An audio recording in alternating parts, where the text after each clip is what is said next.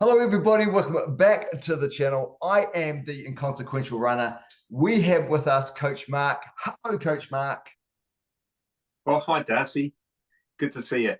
Thank you, mate. And it's good to have you on because those that do watch this channel, they know the format. We ask all of you, Coach Mark, one question per video so they can get a short, sharp, succinct answer to that one subject. And of course, if they subscribe, please subscribe, people. They get kept in the loop with other questions that you answer for us, Coach Mark. So thank you for joining us once again. The question we've got for you today, and this is a biggie, because when you start to get bitten by the running bug, you start traveling to events. Some of them are not down the road. Some of them are quite a long drive. So the question, or flight, so the question becomes, what do we need to do to help that recovery? I don't know about others, but anything over a 3-hour drive, I can start to feel it. I can do a 3-hour drive easy, like most people, but you know your legs aren't the same after 3 hours. Half an hour, no dramas. 3 hours, dramas. And if you're flying to the other side of the world, it's going to take a lot longer. So, Coach Mark, I'm going to throw to you in just a moment. When we do have a long drive or a long flight, how long does it take us to recover? And probably the bigger question is, what can we do to speed up that recovery? Coach Mark, give us some insight on what we can do. Well, yeah, I mean, our bodies are supposed to be moving. Yeah. So if we're sitting for long periods in any capacity, be it at a desk or on when traveling, it's not really great for the body, and we feel appropriately stiff and sluggish as a result. So getting the body moving is certainly recommended. It's as well as mentally being advantageous. It also gets circulation through the body, gets the muscles moving and stretched. That can only be good. So you can really do that to suit.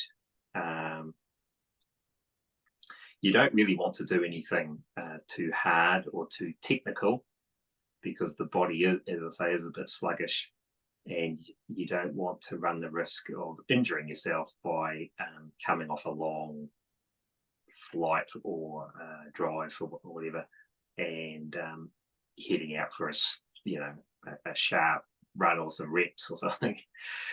But a shortish, easy run is only going to be beneficial. Trailing that, a walk, it will be just as good. I certainly recommend it. If you've got a race the next day as well, if you've traveled to a race on a Saturday and the race is a Sunday, there's a big benefit in heading out for a short, easy run on the Saturday. When you get to your destination, you'll wake up the next day, I think, feeling a bit better. Yeah. Okay. So let's go through then two common scenarios, and let's say a 4-hour drive, and say the two scenarios are a 4-hour drive and you're running the next day, and you've already started to talk about that. Like, whatever you do, then get out that night, go for a walk, go for a simple jog, start to flush things through before you sleep. But you might want to add to that. And scenario B is it's a 4-hour drive and you're racing that day. So some people do that. They drive to somewhere, they do the race, and they come back. And that might be a necessity of family or work or something like that. And is there anything different there? So there's two scenarios, Coach Mark. So a 4-hour drive and you're racing the next day versus a 4-hour drive and then you're racing that day. What would you recommend? And feel free to get quite specific in terms of, so people have your pens and paper ready. Does that age me? Pens and paper ready? But yeah, give us something you would actually what you would do for those two scenarios to start to freshen up your body. Well, I would so say if it was the next day, I would arrive and I would go out for a 20 to 30 minute easy run. 20 to 30 minute easy run, right? Yeah, and very much like you would if you're warming up for a race, really. So start off really slow, even walking, because you know, as I say, your legs aren't going to feel great, and then build into just normal easy pace. And you can even actually, if just up it to you know, race pace. You know, if you're not doing an event that's too extreme, so it's, you know, 5K or longer, you can up it for 1 to 2 minutes, or 2 lots of 1 minute type of thing, just at that race pace, just so you're getting your body moving mechanically, you know, at the speed, cadence, etc., technique that you'll need for the next day. And between and the then walk put and that the away. run, yeah, in What's between, that, sorry? in between the walk and the run, would you do any drills, or would you recommend any? Yeah, yep, I would. Yeah. So your aim, just think of your aim is to get your body ready for the race tomorrow without tiring it out. Yeah, okay. So if you think about it, drills make sense, some gentle drill, but you don't want to do anything extreme. It's really just getting your body ready for, so that, you know, you're not going to bed feeling sluggish. You don't really want to feel that, ideally. And yeah, and then you'll be good to go, your normal pre-race routine the next day. And if you're fit, you know, a 20-30 minute jog obviously isn't going to take anything out of you. Yeah. Now, scenario B is going to be a bit trickier though, because scenario B, you're racing the same day. So scenario B, you can do that 20 to 30 minutes pretty much any time between going to bed at night and when you arrive at your destination.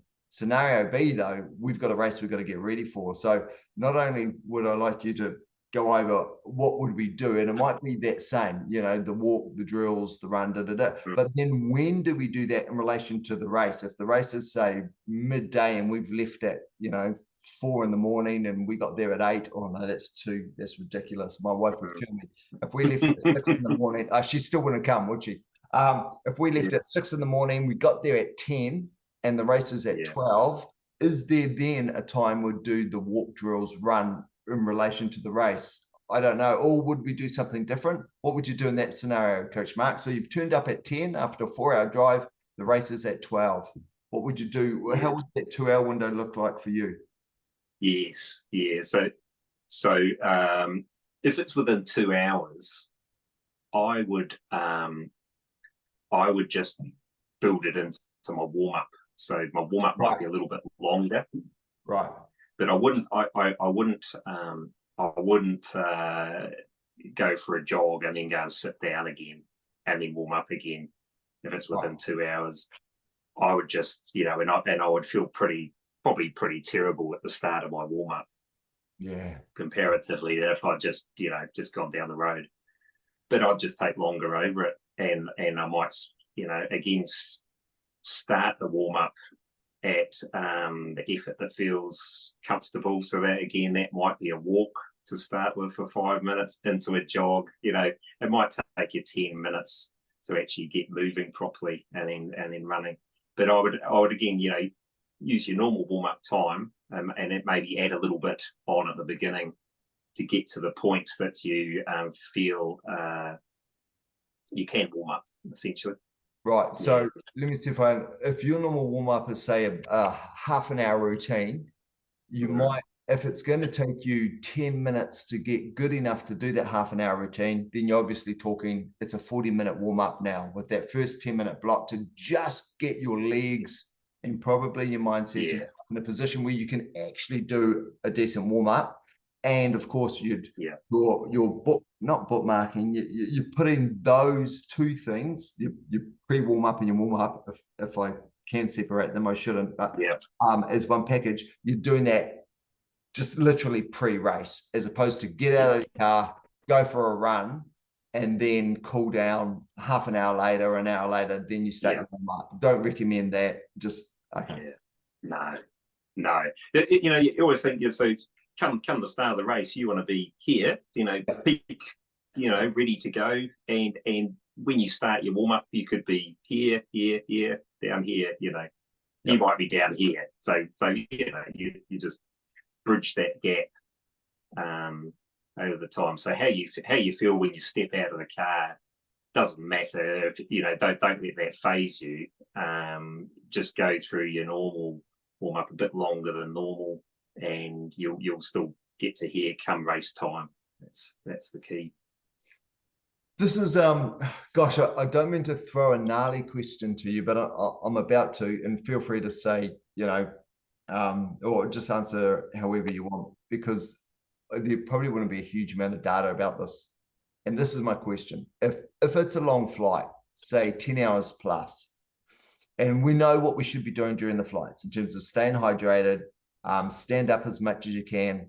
There's always good areas on a plane, or depending on the size, but usually a 10-hour flight means a big plane, and there's big areas, especially around the bathrooms and stuff like that, where you can actually go for a half decent walk and stretch and stuff like that. So we know what we need to do on the plane. But my question is this: how many days should we build between landing after a 10-hour flight and an event? And let's pretend it's a big event. Someone's going to the Boston Marathon or something like that, which is why they're flying to it, right? So how many days would you build between, it could be anything from run the Boston Marathon the same day you land, which is clearly ridiculous, through to run Boston Marathon 2 weeks after you land, which is probably a bit too long. What would you say would be not the sweet spot, but probably, about right in terms of how many days gap, knowing that we're going to be doing recovery runs each day and we've taken care of ourselves on the flight? Coach Mark, what would you say between landing day, which is day 0, and race day, which might be day, I don't know. How many clear days would you have in between landing and racing? Do you have any views on that? Yeah.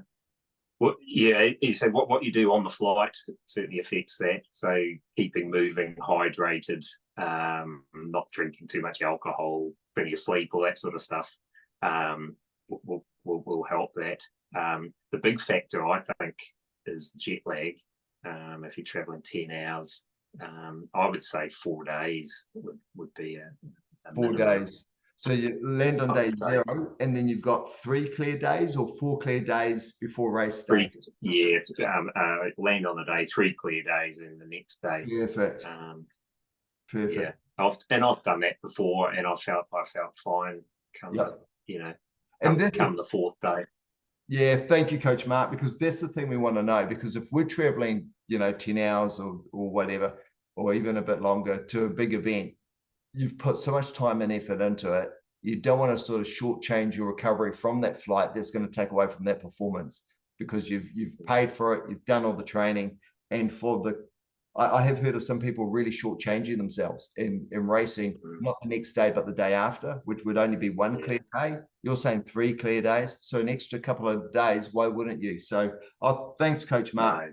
I've always wondered, and it's nice to actually have some sort of guide to go on. It's also it obviously depends on your circumstances, but I think if you're doing something like a marathon, I think it works better, makes more sense if you arrive, say within that 4 days.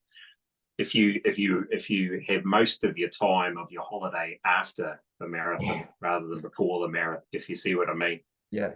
Because although it's great, I mean, obviously you don't want to arrive in a new place and say you're in the States or somewhere, and you got 2 weeks or or even a week, and you're obviously doing sightseeing and walking around, and you want to see everything, don't you? Yeah, which is great, but it doesn't always lend itself to preparation, tapering for a marathon. No. Okay. Especially the day before, walking around, sightseeing the place, and then you realise you've done about 30,000 steps the day before the marathon. Whereas after a marathon, walking is the best thing you do. You're not going to feel like running much, but walking is the best form of recovery. So, ties in.